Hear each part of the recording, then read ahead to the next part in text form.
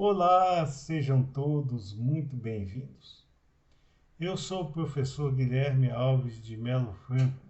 especialista em direitos material e processual do trabalho e previdenciário pela Universidade Estácio de Sá, do Rio de Janeiro, formado em Direito pela Faculdade de Direito da Universidade Federal de Juiz de Fora, Minas Gerais. Estou a desenvolver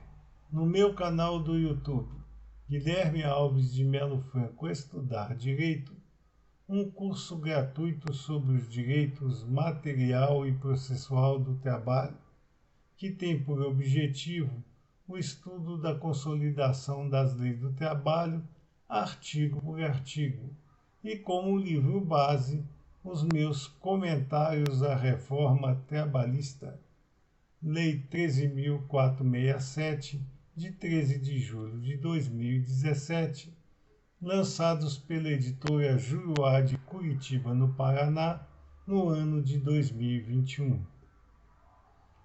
Esta é a nossa aula de número 81 deste nosso curso gratuito sobre os direitos material e processual do trabalho. E nela estaremos a desenvolver nossos entendimentos a respeito do artigo 193 da Consolidação das Leis do Trabalho, que continua a jornada juslaboral operária brasileira a respeito dos preceitos de medicina e segurança do trabalho. Desta feita, a Consolidação das Leis do Trabalho voltará a seus preceitos normativos às atividades perigosas. Para este fim, diz o artigo 193 consolidado que são atividades perigosas na forma da regulamentação do Ministério do Trabalho e Previdência, aquelas que por sua natureza e métodos de trabalho impliquem em risco acentuado em virtude do emprego de inflamáveis, explosíveis e energia elétrica. Também serão consideradas atividades perigosas nas fórmulas da regulamentação do Ministério do Trabalho e Previdência aquelas atividades que exponham o laborista a roubos e outras espécies de violência física nas prestações pessoais de serviço de segurança patrimonial ou pessoal. E ainda aquelas atividades desenvolvidas pelos trabalhadores com a utilização de motocicletas durante o seu curso normal de trabalho.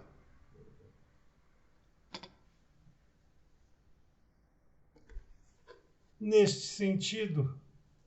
temos que, novamente, a normatização seletista traz ao âmbito da atuação do Ministério do Trabalho e Previdência a regulamentação daquelas atividades que serão consideradas perigosas pela exposição habitual, por sua natureza e métodos de trabalho, dos empregados ao risco acentuado em virtude da utilização de inflamáveis, explosivos ou energia elétrica. A novidade maior que reside neste artigo 193 da Consolidação das Leis do Trabalho é com relação aos trabalhadores que estejam adstritos a atividades em que há o risco de furtos, roubos ou qualquer tipo de atividade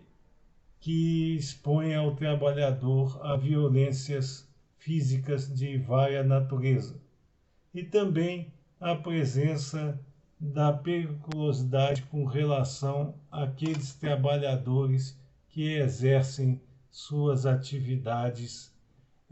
com a utilização de motocicletas. Estas atividades consideradas perigosas foram encampadas pelo Ministério do Trabalho e Previdência na NR 16 da Portaria 3.214 de 8 de junho de 1978, que é justamente aquela portaria que traz as normas regulamentadoras a respeito de todos os preceitos de medicina e segurança do trabalho. É importante dizer que na constatação da periculosidade da atividade, não basta apenas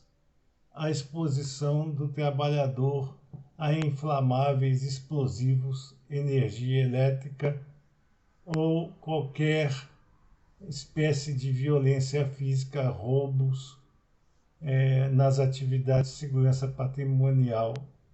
ou pessoal, bem como também na utilização das motocicletas. Portanto, não basta que haja esta incidência ao agente perigoso. É preciso que esse risco seja de forma acentuado para que o trabalhador possa ter direito ao enquadramento da sua atividade como perigosa. É como no caso, por exemplo, daqueles trabalhadores que exercem suas atividades nas lojas de conveniência ou outro tipo de comércio que se encontra adstrito às áreas dos postos de combustível. É preciso que para o empregado tenha a sua atividade considerada como perigosa, que a distância entre o local de prestação pessoal de serviço desse empregado e as bombas de combustível seja inferior a 7,5 metros. Portanto, ainda que nós entendamos que o ambiente de um posto de combustíveis é perigoso porque está sempre adstrito ao risco de explosões e incêndios, se a atividade desenvolvida pelo trabalhador estiver a menos de 7,5 metros das bombas, ele terá direito ao adicional de periculosidade. Todavia, se essa distância for maior, mesmo estando dentro de um ambiente perigoso, o empregado não terá direito ao percebimento do adicional de periculosidade. A mesma coisa acontecerá àqueles empregados que se ativam dentro do próprio empreendimento do posto em atividades de troca de óleo ou mesmo de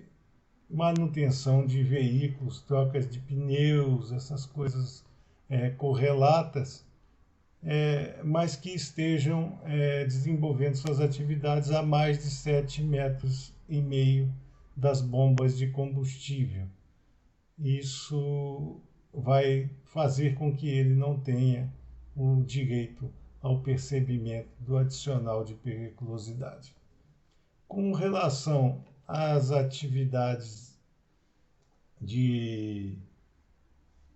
vigilância patrimonial e pessoal, esta situação prevista agora no artigo 193 da Consolidação das Leis do Trabalho, ela é um anseio antigo da categoria. Tanto é que no ano de 2004, quando eu era ainda assessor do Sindicato dos Vigilantes de Juiz de Fora, ingressei com um pedido de dissídio coletivo junto ao Tribunal Regional do Trabalho da Terceira Região, naquela época em que ainda era possível se ingressar com esse tipo de procedimento judiciário, eis que era antes da famigerada reforma da Emenda Constitucional 45, que veio a impedir o amplo acesso ao Poder Judiciário das entidades de classe através dos dissídios coletivos, porque a partir da Emenda Constitucional número 45, só passou a ser permitido o ingresso do pedido de instauração de instância em dissídio coletivo se houver comum acordo entre as partes. E nós sabemos, aqueles que militamos há longos anos na atividade de assessoria às entidades de classe, que a entidade de classe econômica quase nunca, para não dizer que nunca, aceita que a entidade profissional ingresse com um dissídio coletivo contra si. Portanto, passou a ser quase que letra morta a possibilidade do ingresso com dissídio coletivo. Mas em 2004 nós ainda tínhamos essa possibilidade e ingressamos com dissídio coletivo da categoria junto ao Tribunal Regional do Trabalho da Terceira Região, e uma das cláusulas que nós estávamos a submeter ao Poder Judiciário do Trabalho era justamente a aplicação do artigo 193 da Consolidação das Leis do Trabalho às atividades desenvolvidas pelos vigilantes, já que no nosso entendimento da época, e que hoje é o entendimento pacífico, estas atividades estavam sempre sujeitando o empregado aos furtos, aos roubos e também às agressões físicas relativas à posição desempenhada por eles nos trabalhos cotidianos. Infelizmente, naquela época, embora a votação entre os desembargadores tenha sido bastante apertada, nós não conseguimos trazer para a Convenção Coletiva de Trabalho, através da sentença normativa, a aplicação dos preceitos do artigo 193 da Consolidação das Leis de Trabalho aos vigilantes. Com relação aos trabalhos desenvolvidos com a utilização de motocicletas, esta é a grande novidade trazida a lume há pouco tempo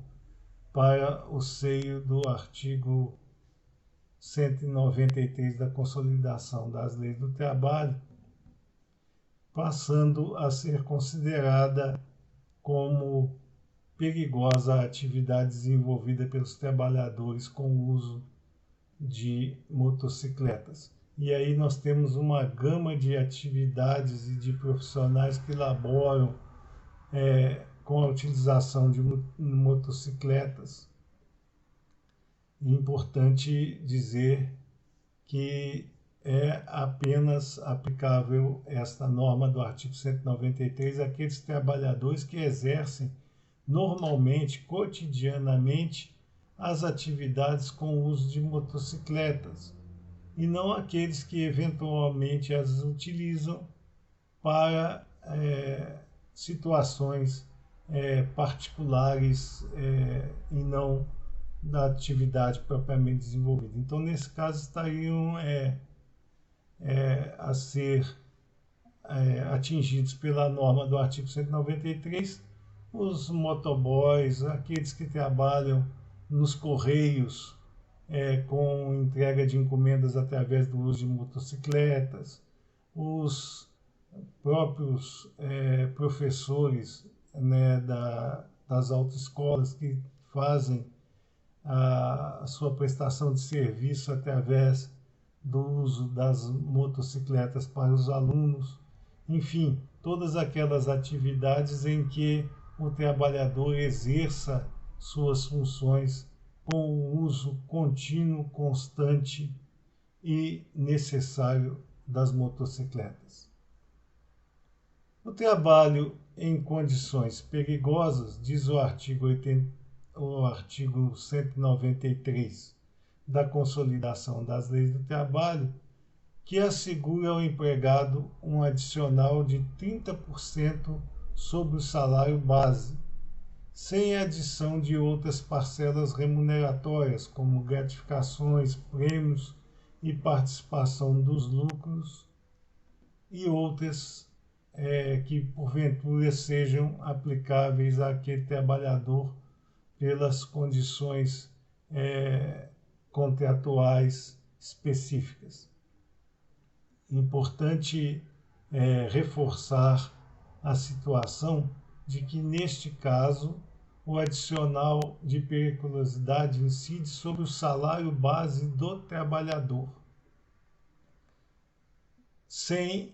aquela adição das parcelas remuneratórias. Aqui, a Consolidação das Leis do Trabalho continua a sua confusão de descrever a diferença entre salário e remuneração. Ora, bastava ao legislador, quando da composição do artigo 193 da Consolidação das Leis do Trabalho, dizer que o trabalho em condições perigosas assegura ao empregado um adicional de 30% sobre o seu salário e não falar mais nada, porque se a incidência é sobre o salário, implica em dizer que a remuneração não é o objeto do adicional de periculosidade, apenas e tão somente o salário sem as parcelas remuneratórias. Portanto, a inserção de termos como salário base e sem a inserção de outras parcelas remuneratórias, como gratificações, prêmios ou participação nos lucros e outras modalidades de composição da massa remuneratória do trabalhador,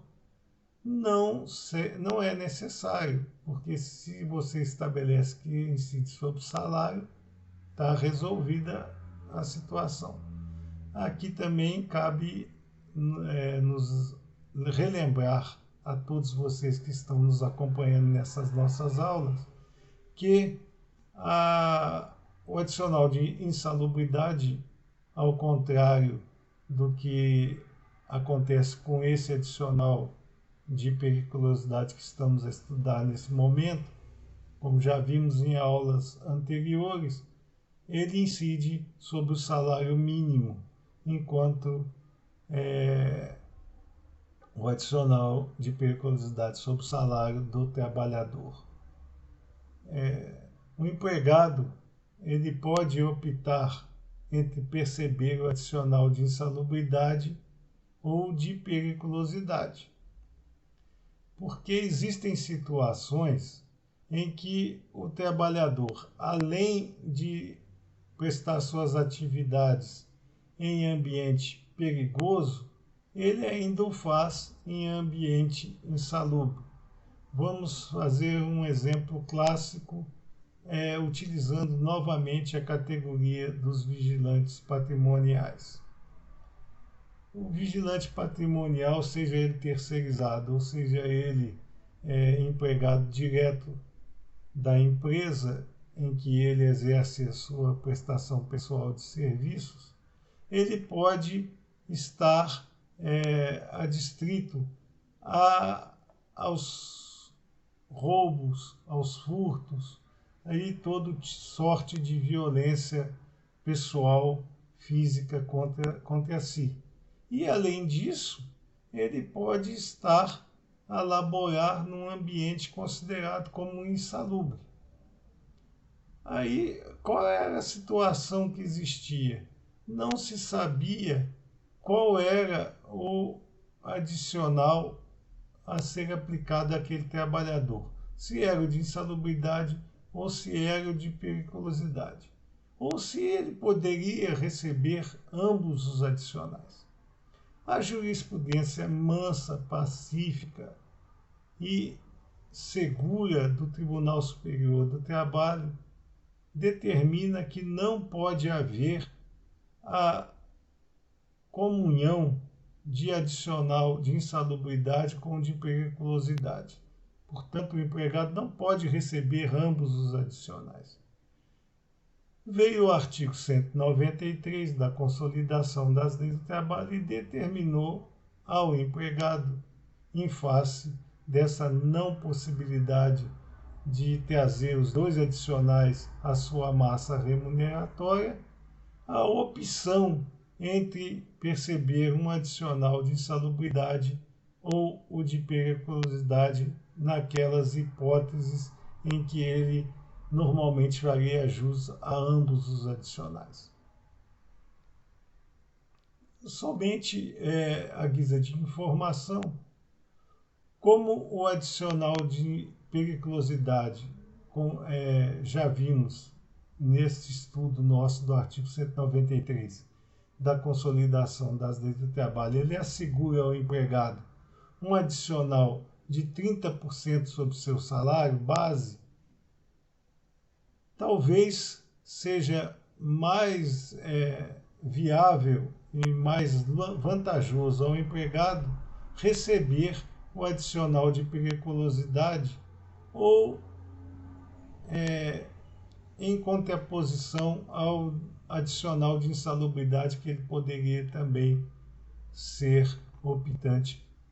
pelo mesmo. Porque o adicional de insalubridade, como vimos, incide sobre o salário mínimo e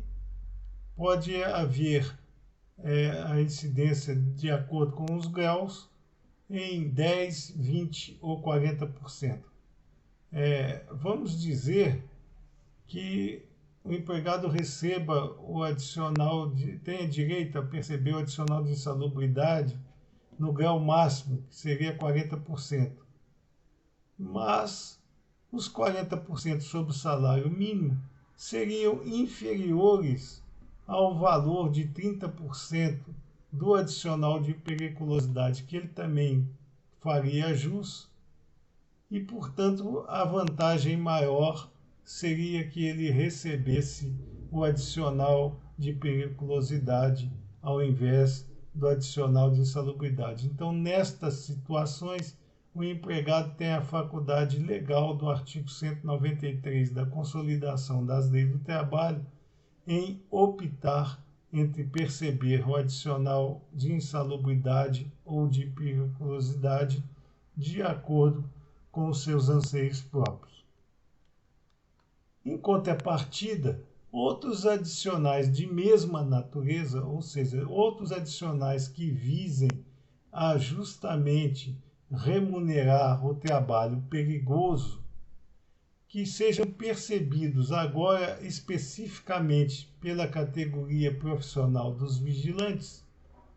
por força de acordo coletivo, serão descontados ou compensados com o adicional de periculosidade. Aqui duas observações. A primeira é que os adicionais têm que ser de mesma natureza, ou seja, tentem remunerar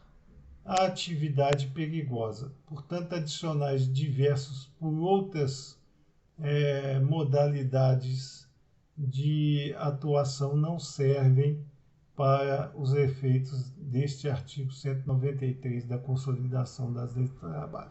Tem que ser de mesma natureza.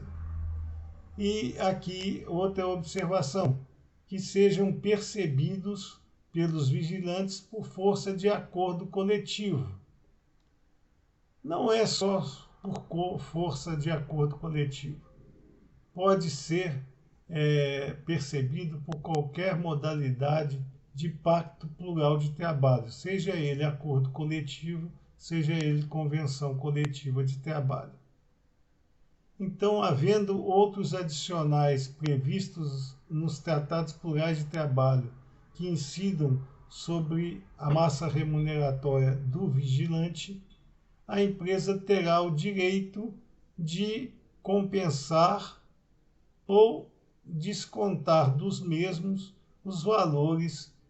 que ela pagará a respeito do adicional de periculosidade. E, por fim, o trabalho em motocicletas também passou a ser considerado como perigoso, como já expusemos nesta nossa aula de número 81, deste nosso curso gratuito sobre os direitos material e processual do trabalho. E aqui vale o reforço de que apenas aqueles trabalhadores que exercem suas atividades com o uso constante e que esse uso seja imanente à própria atividade profissional desenvolvida de motocicletas é que terá direito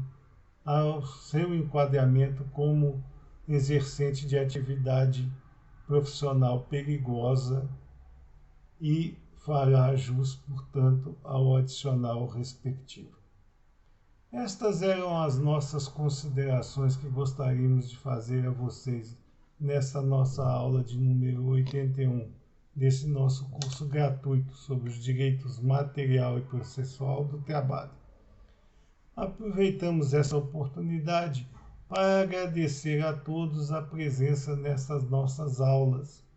e pedir a vocês que, ainda uma vez mais, deixem seus likes nas mesmas e se inscrevam no nosso canal para que, com essas duas atividades simples, vocês nos ajudem a manter este nosso curso gratuito sobre os direitos material e processual do trabalho e que nós possamos atingir o nosso objetivo primordial, que é desenvolver os estudos aqui apresentados para o maior número de pessoas possível. Muito obrigado a todos.